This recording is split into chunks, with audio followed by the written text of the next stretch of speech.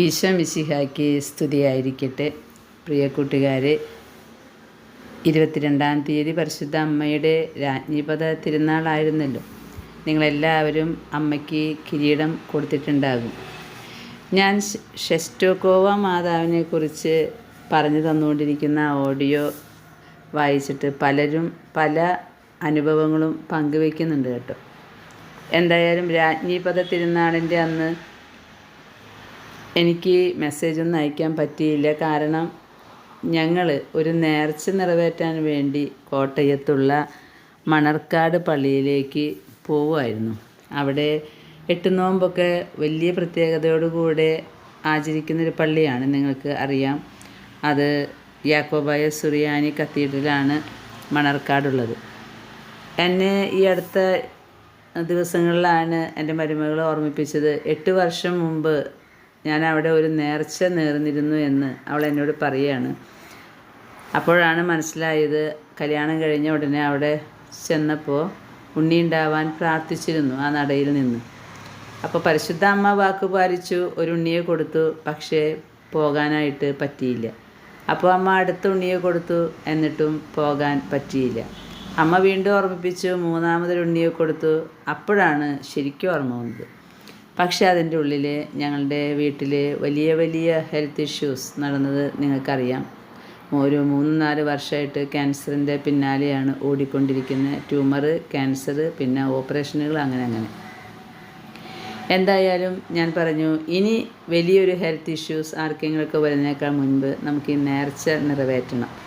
അങ്ങനെ ഞങ്ങൾ തിരഞ്ഞെടുത്ത ദിവസം ഈ രാജ്ഞിപദ തിരുനാളിൻ്റെ അന്നായി എന്നേ ഉള്ളൂ. എന്തായാലും ഞങ്ങൾ യാത്രയായി. ഒരു നല്ല യാത്രയായിരുന്നു. അതിൻ്റെ ഉള്ളിൽ അമ്മ മാതാവ് കാണിച്ചു തന്ന ചില കാര്യങ്ങളാണ് ഞാനിവിടെ നിങ്ങൾക്ക് ഇപ്പോൾ കാണിച്ചു തരുന്നതും പറഞ്ഞ് പങ്കുവെക്കുന്നതും.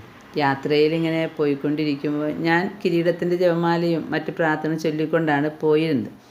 അങ്ങനെ വണ്ടി നീങ്ങിക്കൊണ്ടിരിക്കുമ്പോൾ ആകാശത്തേക്ക് നോക്കി ഞാനിങ്ങനെ പ്രാർത്ഥിച്ചു, മാതാവേ നീ എവിടെയാ? ഞാനെപ്പോഴും ഒരു പാട്ട് പാടാറുണ്ടല്ലോ, വെള്ളി നിലാവിൻ്റെ എന്ന് പറഞ്ഞിട്ടൊരു പാട്ട്. വെള്ളിത്തിരയതിൽ മിന്നി മറയുന്നതാരാ. ഈ പാട്ട് എനിക്ക് വലിയ ഇഷ്ടമാണ്. അമ്മ കാണിച്ചു തന്ന ട്യൂണാണത്. അമ്മ എനിക്ക് തന്ന ട്യൂണാണത്, വേഴ്സ് എൻ്റെ അല്ല. അപ്പോൾ ഞാൻ ആകാശം നോക്കി ഇങ്ങനെ പ്രാർത്ഥിച്ചുകൊണ്ടിരിക്കുമ്പോൾ പ്രിയ സഹോദരങ്ങളെ, ഞാൻ കാണാണ് പരിശുദ്ധ അമ്മ മേഘത്തിൻ്റെ ഇടയിൽ നിന്ന് എന്നെ എത്തിച്ചു നോക്കണം, ഒളിച്ചു നോക്കുക എന്ന് പറയും. ഞാനപ്പോൾ മരുമകളോട് പറഞ്ഞു, മോളെ ഈ അമ്മ ശരിക്കും ലൂക്കാ സുവിശേഷകൻ വരച്ച രീതിയിലുള്ള ഒരു ഛായയാണ് അമ്മയ്ക്ക്. അപ്പോൾ അങ്ങനെ ഒരു അമ്മയാണല്ലോ ഇങ്ങനെ മേഘങ്ങളുടെ ഇടയിൽ എന്നെ എത്തിച്ചു നോക്കുന്നത്. ഇതെന്താണാവോ ഒളിച്ചു കളിക്കുന്ന പോലെ എന്ന് പറഞ്ഞു. അപ്പോൾ ഞാൻ നന്മ നിറഞ്ഞ പറയുമ്പോൾ ഇങ്ങനെ ചൊല്ലിക്കൊണ്ടിരുന്നു. അങ്ങനെ യാത്ര ഇങ്ങനെ തുടരുകയാണ്. അപ്പോൾ എൻ്റെ മനസ്സിൽ ഒരു ചോദ്യം വന്നു, അമ്മ എന്താണ് ഇങ്ങനെ മേഘങ്ങളുടെ ഇടയിൽ ഒളിച്ചു നോക്കിയത് തന്നെ? ഞാൻ പറയാറുണ്ടല്ലോ, വ്യാഖ്യാനമൊന്നും മനസ്സിലായിട്ടില്ല. ഞാനങ്ങനെ യാത്ര തുടർന്നു. അങ്ങനെ കുറച്ച് കഴിഞ്ഞ് പിന്നെ ഞാനൊന്നും കണ്ടില്ല. ഞാൻ നല്ല പ്രാർത്ഥനയിൽ തന്നെ ഞങ്ങൾ മുന്നോട്ട് പോയി. കുറേ കഴിഞ്ഞ് മണിക്കൂറുകൾ കഴിഞ്ഞപ്പോൾ ഞങ്ങൾ മണ്ണാർക്കാട് പള്ളിയിലെത്തി. അവിടെ നേർച്ചകൾ നിറവേറ്റാൻ തുടങ്ങി. അതിൻ്റെ ചരിത്രമൊക്കെ ഞാൻ മുൻപ് ഇവിടെ പങ്കുവെച്ചിട്ടുള്ളതാണ്. മണർക്കാട് പള്ളിയുടെ ഒരു പണ്ടത്തെ ഒരു ചരിത്രം. കാട്ടിൽ അവിടെ ഒരു വെള്ള പശുവും കുട്ടിയും കാണും. ആ സ്ഥലത്ത് അവിടെ പോകാൻ ദർശനം കിട്ടിയിട്ട് അവർ അമ്പലമായിട്ട് കണക്ഷനുള്ളതാണ് ആ ഒരു ചരിത്രം. അങ്ങനെ അവിടെ ചെന്ന് അന്നത്തെ ആളുകൾ, അമ്പലക്കാർ അവിടെ ഒരു അമ്പലം പണിയുന്നു. പിന്നീട് എൻ്റർ ചെയ്യാനുള്ള ശുശ്രൂഷയുടെ സമയത്താണ് അവർക്ക് ചെയ്യാൻ പറ്റാതെ ഒരു അമ്മയും കുട്ടിയും വന്ന് നിൽക്കണു എന്ന് മേൽശാന്തിക്കാരൻ കാണുകയാണ്. പിന്നീടാണ് മനസ്സിലായത് ഇത് ദൈവമാതാവായ ഈശോയുടെ അമ്മയാണ് അവിടെ ഒരു പള്ളി പണിയണമെന്ന്. അങ്ങനെ അവർ പണിത അമ്പലം അങ്ങനെ കൊടുത്തു എന്നൊക്കെയാണ് ചരിത്രത്തിൽ കാണുന്നത്. ഇത് മാതാവിൻ്റെ സുനാറ ഇടക്കെട്ടാണ്. മാതാവ് സ്വർഗാരോപണം ചെയ്യപ്പെട്ടപ്പോൾ യോഹന്നാൻ സ്ലീഹായ്ക്ക് എറിഞ്ഞു കൊടുത്തു എന്ന് വിശ്വസിക്കുന്ന ഒരു മാതാവിൻ്റെ ഇടക്കച്ച. അത് ഇവിടെയാണ് അതിൻ്റെ തിരുശേഷിപ്പ് ഇരിക്കുന്നത്. അതിൽ എഴുതി വെച്ചിട്ടുണ്ട്, വിശുദ്ധ പത്രോസിൻ്റെ ശ്ലൈഹിക സിംഹാസനത്തിൽ നിന്ന് അങ്ങനെ ഇവിടുത്തെ പാത്രിയാർക്കീസ്മാരൊക്കെ കൂടിക്കൊണ്ടിട്ടുള്ള ദൈവ മാതാവിൻ്റെ സുനോറോ എന്നാണ് പറയുന്നത്. ഇതിന് സുനോറോ ഇടക്കെട്ട് ഇവിടെ സ്ഥാപിച്ചിട്ടുണ്ട്. ഇതാ നിങ്ങൾക്ക് വായിക്കാം. അങ്ങനെ പാത്രിയാർക്കീസ് ബാവ തിരുമനസ്സുകൊണ്ട് 1962 തോന്നുന്നു അങ്ങനെ കൊണ്ടുവന്ന് വെച്ചിട്ടുള്ളത്. ഈ മാതാവിൻ്റെ ഇടക്കച്ച എന്നാണ് പറയുന്നത്. സ്വർഗാരോഹണം ചെയ്ത് പോകുമ്പോൾ പരിശുദ്ധ അമ്മ യോഹന്നാൻ ശ്ലീഹ ചോദിച്ചു എന്ന് പറയുന്നത്, എന്താണ് ഞങ്ങൾക്ക് ഒരു അടയാളത്തിനൊന്നുമില്ലേ എന്ന് ചോദിച്ചപ്പോൾ ഒരു ഇടക്കച്ച ഇട്ട് കൊടുത്തു എന്നൊരു പറയുന്നൊരു പാരമ്പര്യമുണ്ട്. അതിൻ്റെ ഒരു ഇതാണ് ഇവിടെ ഉള്ളത് എന്ന് വിശ്വസിക്കപ്പെടുന്നു. എല്ലാവരും വന്ന് അതിനോട് ചേർന്ന് ഇട്ടിട്ടുള്ള ഊറാറ പോലത്തെ ഇതിൽ മുത്തിപ്പോവും. വലിയ അത്ഭുതങ്ങളാണ് നടക്കുന്നത്. ഇവിടെ അത്ഭുതം നടക്കുന്നുണ്ട് എന്ന് ഞാൻ പറയേണ്ട കാര്യമില്ല, നിങ്ങൾക്കറിയാലോ. വലിയ അത്ഭുതം നടക്കുന്നൊരു പള്ളിയാണിത്, 8 നോമ്പിൻ്റെ പള്ളി. ഞങ്ങളെല്ലാവരും അമ്മയുടെ ഇടക്കച്ച എന്ന് തന്നെ വിശ്വസിച്ചുകൊണ്ട് അവിടെ തൊട്ടുമുത്തി പ്രാർത്ഥിച്ചു. ഇത് കാണുമ്പോൾ പലർക്കും തോന്നും ഇതൊക്കെ അന്ധവിശ്വാസമാണ് എന്ന് പറയുന്നവരുണ്ട്. അതുപോലെ മാതാവിൻ്റെ പ്രതിമയെ വണങ്ങുമ്പോൾ അന്ധവിശ്വാസമാണ് എന്ന് പറയുന്നവരുണ്ട്. നമ്മൾ ആ ഭാഗമൊന്നും ചിന്തിക്കണ്ട. നിൻ്റെ വിശ്വാസം എന്താണോ അത് നിനക്ക് സംഭവിക്കും. പിന്നെ ഇത് വിഗ്രഹാരാധനയല്ല, ഇത് പരിശുദ്ധ അമ്മയെ ബഹുമാനിക്കുന്ന ഒരു ശുശ്രൂഷ മാത്രമാണ്. എന്തും അതുപോലെ രൂപങ്ങൾ തൊട്ടുമുത്തുമ്പോൾ അത് വിഗ്രഹാരാധനയല്ല, ഈശോയെ സ്നേഹിച്ചിരുന്നവരുടെ ഓർമ്മ നിലനിർത്താൻ നമ്മൾ നിർമ്മിക്കുന്ന അവരുടെ സ്റ്റാച്യൂകളാണ്. നമ്മുടെ അപ്പൻ്റെ അമ്മയുടെ ഫോട്ടോയും ഒക്കെ നമ്മൾ വയ്ക്കുന്ന പോലെ തന്നെ. എന്തായാലും ഞങ്ങൾ ആ പള്ളിയിൽ കടന്നു ചെല്ലുമ്പോൾ ഒരു സ്വർഗീയ അനുഭവമായിരുന്നു. ഞാൻ ആ പള്ളിയുടെ മുമ്പിൽ വന്ന് ഈ നടയിൽ നിന്നാണ് പ്രാർത്ഥിച്ചിരുന്നത്. അതിനൊരു ചരിത്രമൊക്കെ ഉണ്ട്. അവിടെ അമ്പലം വിട്ടുകൊടുത്ത് പിന്നീട് അത് ദൈവമാതാവിൻ്റെ പള്ളിയായിട്ട് ആ അമ്മയും കുട്ടിയും മേൽശാന്തിക്കാരനെ കണ്ട ആ അമ്മയും കുട്ടിയാണ് ഇവിടെ വെച്ചിരിക്കുന്നത്. പക്ഷെ ഞാൻ കാറിൽ വരുമ്പോൾ ഇത് ഓർത്തില്ല. എന്താ മാതാവ് ഇങ്ങനെ മേഘങ്ങളുടെ ഇടയിൽ മറഞ്ഞിരിക്കണേ, അതെനിക്ക് മറഞ്ഞ് എന്നെ ഒളിച്ചു നോക്കുകയാണ്. അതെന്തെങ്കിലും ആവട്ടെ എന്ന് വെച്ച് ഞാൻ പ്രാർത്ഥിച്ച് മാതാവ് ഒളിഞ്ഞു നോക്കുകയാണല്ലേ എന്ന് പറഞ്ഞ് ഞങ്ങൾ ഇങ്ങോട്ട് പോന്നു. ഈ പള്ളിയുടെ മുമ്പിലെത്തിയപ്പോൾ എന്തെന്നില്ലാത്ത സന്തോഷം. കാരണം ഞാൻ ഒരിക്കലും ഇങ്ങനെ ഈ പള്ളിയുടെ മുമ്പിൽ വീണ്ടും വരുന്നു പ്രതീക്ഷിച്ചിട്ടേ ഇല്ല. കാരണം അത്രയും അസ്വസ്ഥതകളിൽ കൂടിയാണ് ഞങ്ങൾ കടന്നു പോയിട്ടുള്ളതെന്ന് നിങ്ങൾക്കറിയാലോ. ഇതാണ് ഞങ്ങളുടെ 3ാമത്തെ ഉണ്ണി. അവൾക്ക് എന്ത് പറഞ്ഞാലും ഭയങ്കര സന്തോഷമാണ്. അപ്പം ഞങ്ങളിങ്ങനെ അവളുടെ മുമ്പിൽ ഹാലേലുയ പറയും. ഹാലേലുയ പറയുമ്പോൾ അവളിങ്ങനെ കൈ ഉയർത്തും. അങ്ങനെ അവരുടെ ഭക്ഷണവും ക്രമങ്ങളൊക്കെ കഴിഞ്ഞ് നേർച്ച നിറവേറ്റായിരുന്നു. അപ്പുറത്തൊരു കുളമുണ്ട്, 2 കുളമുണ്ട്. ആണുങ്ങൾക്കൊരു കുളം, പെണ്ണുങ്ങൾക്കൊരു കുളം. നമ്മൾ ആ കുളത്തിൽ ഇറങ്ങി കാൽപാദം ആ വെള്ളത്തിൽ വെച്ചിട്ട് 3 നിയോഗം ചോദിച്ചാൽ നടക്കും. കഴിഞ്ഞ പ്രാവശ്യം ചോദിച്ച 8 വർഷം മുമ്പ് ചോദിച്ച 3 നിയോഗവും നടന്നു. അപ്പോൾ അതുകൊണ്ട് ഇന്ന് താങ്ക്സ് പറയാനും മറ്റു 3 നിയോഗങ്ങൾ കൂടി കാഴ്ചവെക്കാനും ആണ് ഞങ്ങൾ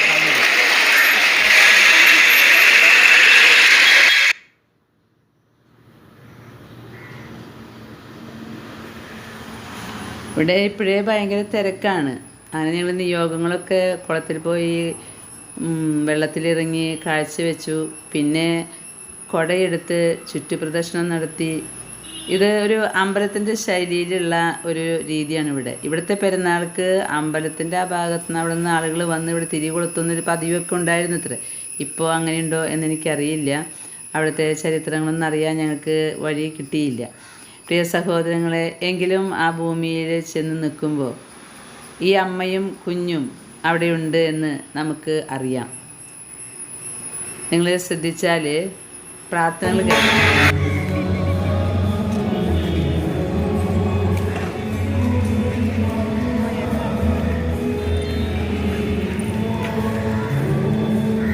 കപ്പിലുണ്ട് മിഠായി.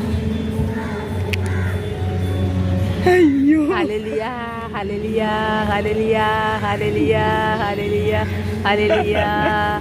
ആവേ ആവേ ആവേ മരിയ, ആവേ ആവേ ആവേ മരിയ, ആവേ ആവേ ആവേ മരിയ, ആവേ ആവേ ആവേ മരിയ.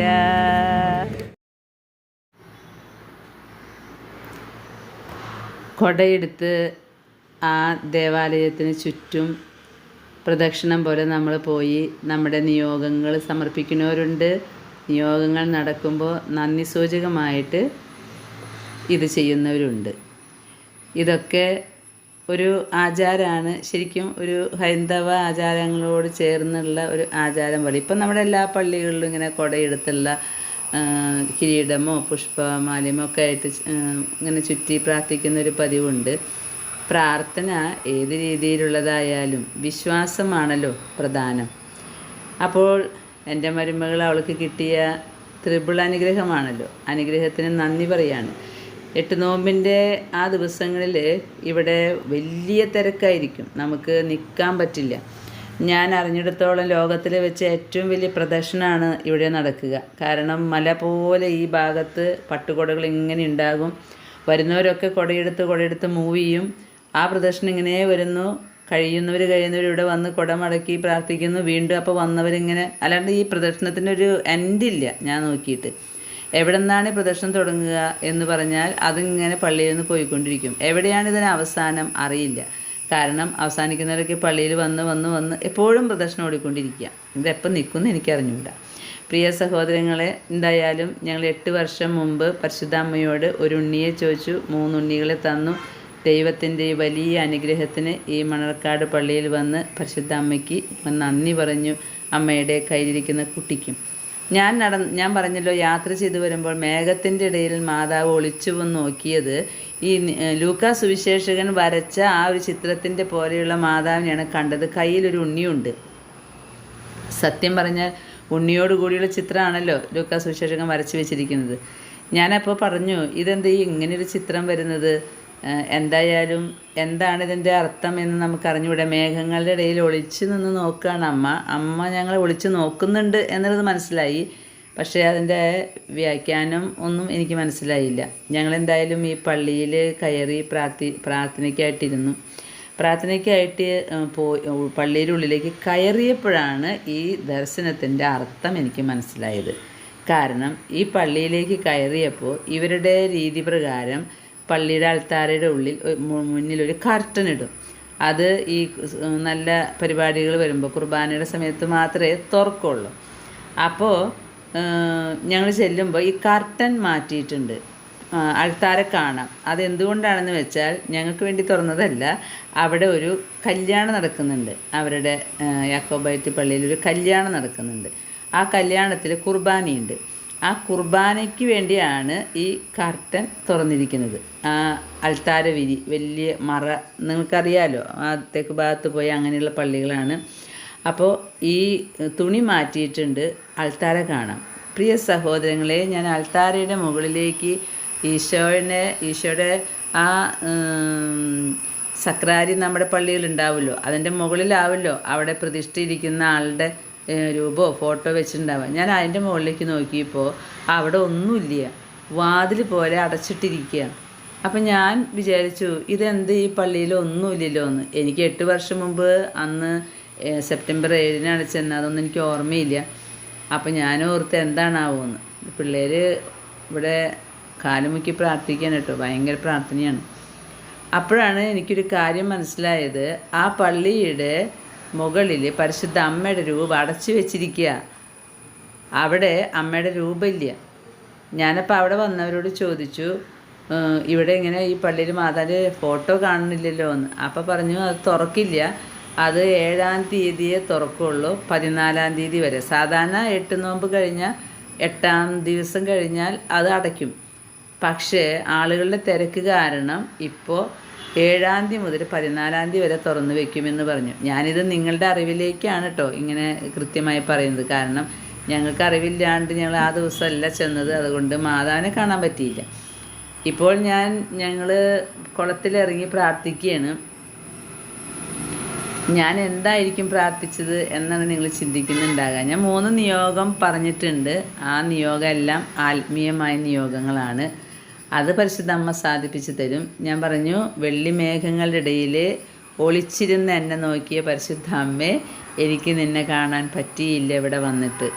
അത് സാരില്ല, പരിശുദ്ധ അമ്മ അതുകൊണ്ടാണ് എന്നെ ഒളിച്ചു നോക്കുന്നതായിട്ട് കാണിച്ചു തന്നത്. അപ്പോൾ അമ്മ ആൾത്താരുടെ മുകളിലിരുന്ന് എന്നെ ഒളിച്ചു നോക്കിയിട്ടുണ്ട് എന്നെനിക്ക് മനസ്സിലായി. അതുകൊണ്ട് ഈ കുളത്തിൽ വന്ന് പ്രാർത്ഥിച്ച് നമ്മൾ പോയാൽ അവിടെ ഒരു വലിയ അനുഗ്രഹമാണെന്നാണ് വിശ്വസിക്കുന്നത്.